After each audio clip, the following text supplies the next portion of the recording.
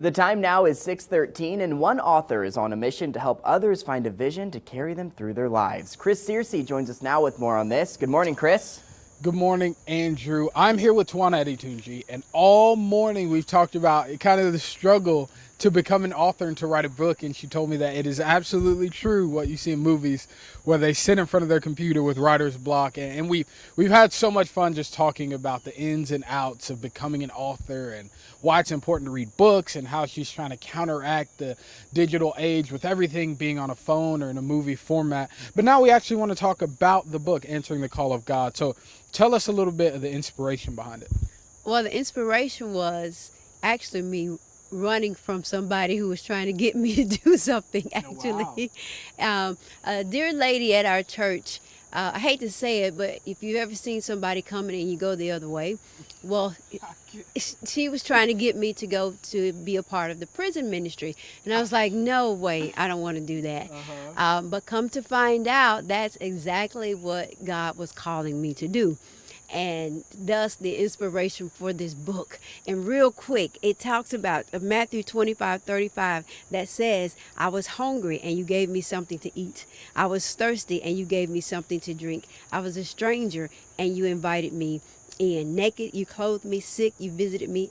And I was in prison and you came to visit me. So answering the call of God isn't some thunderous call that we're going to get from God in a huge voice. It is simply obeying his word.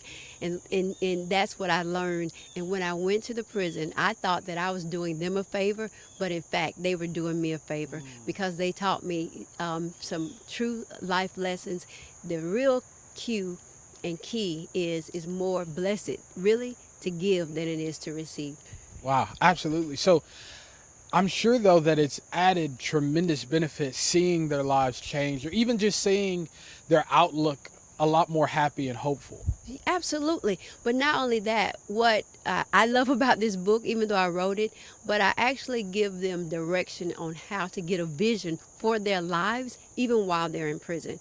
Because if they don't begin to renew their minds while they're in prison, they won't have a successful life outside of prison. So it starts right there. We've had the opportunity to do like 6 weeks courses where I've gone in there and actually go through the book with them in 6 sessions and teach them about how do they want their life to be, what kind of mother do they want to be when they get out, what are the things that they need to do to get themselves to be self-sustainable so they'll never have to go back to prison again.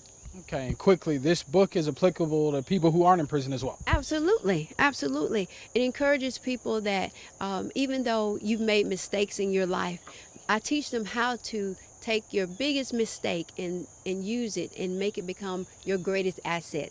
So whatever you think you failed in life, no, actually God can use all of your failures for you to help somebody else and make sure they don't make those same mistakes. Wow, absolutely. As we said earlier in my opener, a study by the University of Alabama at Birmingham concluded that 15% of Alabamians are functionally illiterate.